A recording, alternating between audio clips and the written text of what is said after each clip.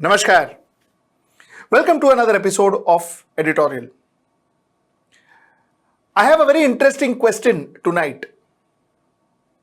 My question is, who provides justice? Does the court provide justice in the legal justice system, or are the judges the one who provides justice in the legal justice system? Who provides us justice? Confusing question, no?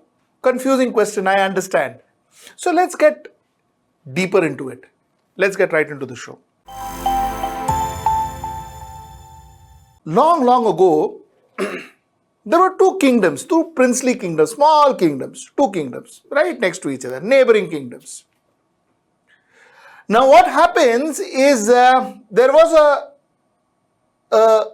robber called A, Mr. A in Kingdom 1, who used to rob from rich people and give it to the poor. A kind of Robin Hood. Kingdom 1, robber A. In Kingdom 2, there was a robber B who used to do exactly what robber A used to do. He also used to rob from the rich and give it to the poor. Okay. Now what happens is one day both robber A gets caught in Kingdom 1 and robber B gets caught in Kingdom 2. Both are caught and arrested. Now like in those days, olden days, the judge is the king. So the robbers are taken to their respective king. So King A, Kingdom 1, the king of Kingdom 1, judges robber A. The robber A is brought in front of the king of Kingdom 1. And the king of Kingdom 1 asks the robber, he says, robber A, what are you doing? Why did you rob so many people? Robber A says, you know what? I used to rob because there was poverty. There was class discrimination. There was a huge distance between the rich class and the poor class. I wanted to lessen the class discrimination. So I used to rob from the rich, give it to the poor. Are King A, the king of Kingdom 1 said, Are yaar, robber A, you are a great man. He said, I am leaving you, I am setting you free. Not only that I am setting you free, I am actually going to make you a nobleman. I am going to give you an award. Starting today, you will be called Sir. So he gave him a knighthood. So robber A was known not as robber A anymore, he was known as Sir A in Kingdom number 1. Kingdom number 2, the king there was judging robber B. He asked the robber, "Kyun chori karta tha? Why were you robbing?" Robber B said the same thing, class discrimination. I want to take from the rich, give it to the poor. King B said, you see, intention jo bhi ho, whatever your intentions are, you rob, no? So you are a robber. I am going to give you 7 years of rigorous imprisonment. I am going to put you behind bars, jail mein. Robber B was taken to jail.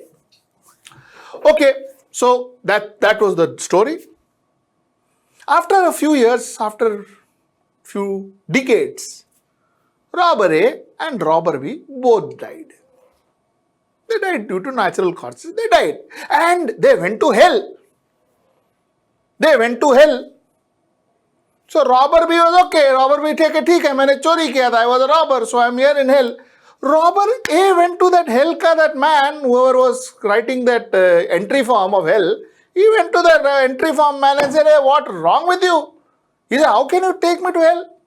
And my king made me, knighthooded me. He gave me an award and you are taking me to hell. He said, I am doing the right thing. So the hellman said that, listen, you know what? Dude, you have a problem. And the problem is that judgment was of the king. That was not the universal justice. That was the king's judgment. He felt that you are not doing anything wrong. That doesn't mean that you are not doing anything wrong. So, his justice, his country. Our justice in our country. So that is the way it is. You know why am I telling you the story? I am telling you the story is because I have a very simple question in my mind, and believe me, before I say anything, before I even utter a word, let me tell you, I don't intend to demean the honorable courts or any justices or any judges or even the Indian legal justice system. That's not my intention. My intention is I am asking an innocent question. I genuinely want to know. I want to know whether the courts are important or are the judges important.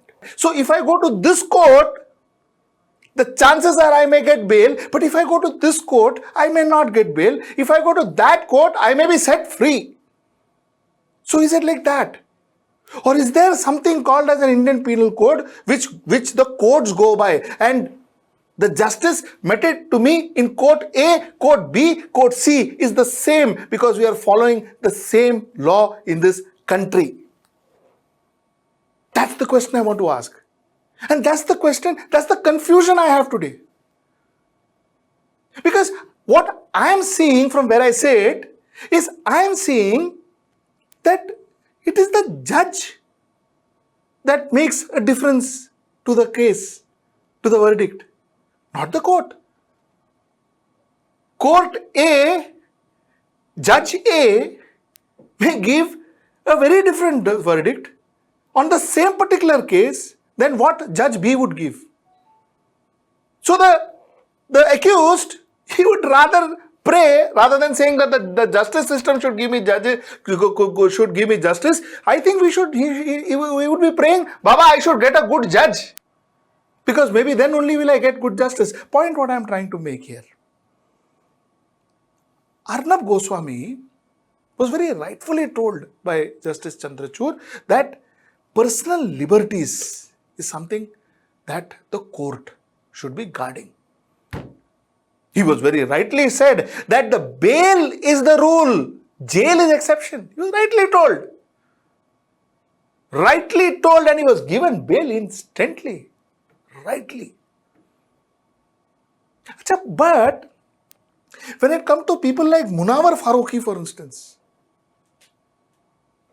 Munawar Farooqui was not given that same treatment. When it comes to Siddiq Kappan, for instance, Siddiq Kappan is still in jail.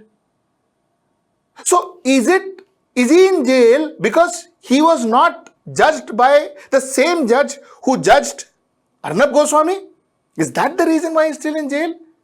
Would his fate be different if the judge that judged Arnab Goswami would have judged him? Would it be that way? If it is that way, then what is the legal justice system all about? Is it about a system or is it about an individual?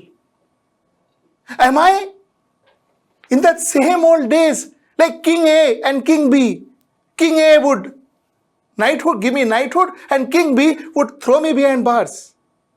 Because that's what King A felt and that's what King B feels. Is it about the judges and what they believe in? Or is it about the justice system? I ask this absolutely innocently. I really need to know. I am not trying to cast any aspersions, or I am not trying to, like I said, ridicule the court. Baba, I definitely am not. Let's be very clear about this. But I really need to know. See, another example, there was one judge who said that Sudarshan TV had done this program called UPSC Jihad or something. UPSC Jihad or something. Very, very weird program that channel had done. That man who stands there in that channel and he calls himself an anchor and all of that. He had done that. The judge said, listen, what's wrong with you? You have the option here. Remote hai na haath mein. Switch off the channel. Don't watch it. Correct. But when it comes to Tandav, which is another some web series of Amazon Prime, the judge said, you can't hurt religious sentiments, Baba. Why the person who watches Tandav, doesn't he has a remote control? Doesn't he get a remote control? But here the justice is different. There the justice is different. And that's what's making me ask this question. कि actually ये justice system है क्या? What the judge thinks? What the judge thinks? Secondly, how do we ensure that a judge is not influenced? And again, I am saying this every 2 minutes. Neither do I have the wherewithal, nor do I have the monies, nor do I have the guts to face the court, and I don't have the guts to face a contempt of court and all of that. So I say this with my humble submission. This is what I genuinely feel, which is what I am trying to say.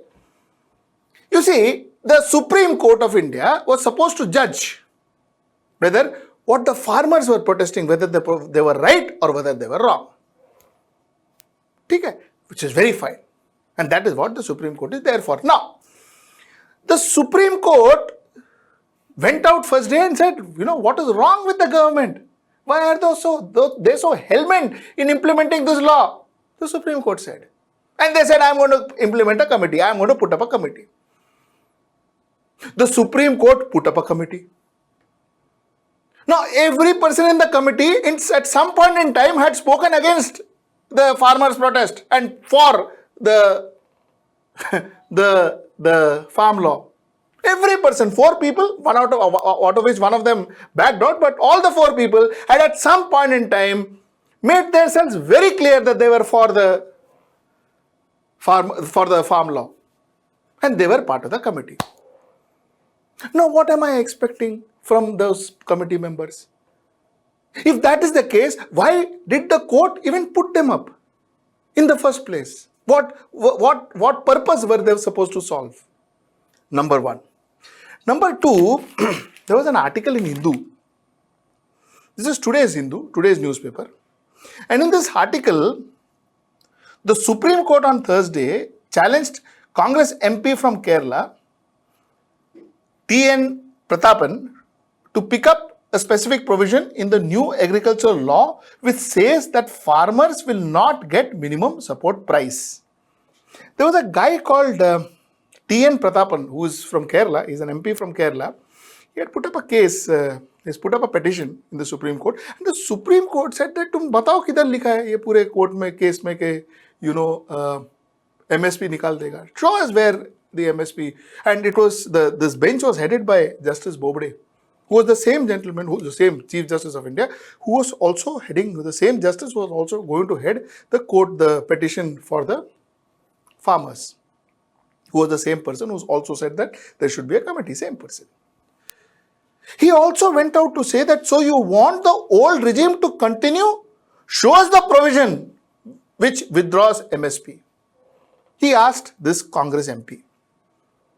So, somewhere down the line, with his tone and tenor, it sounds as if he has already made up the mind that one should not continue with the old regime, one should usher in a new regime, which may be right, which may be wrong. That's a different issue. But he has already made up his mind.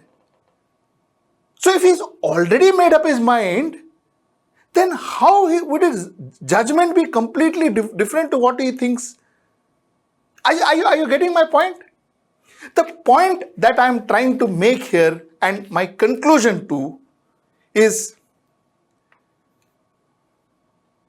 the legal justice system, is the legal justice system supposed to reflect what a judge thinks? Or is the legal justice system supposed to manifest what the law or what the Indian Penal Code says? What is it supposed to be actually representing? And if it is supposed to represent law or the Indian Penal Code, is it actually representing it now? That's my question tonight. Like I always say, if you like this episode, please do share it, subscribe to our channel, and if possible, join our membership. Till I see you next time. Namaskar.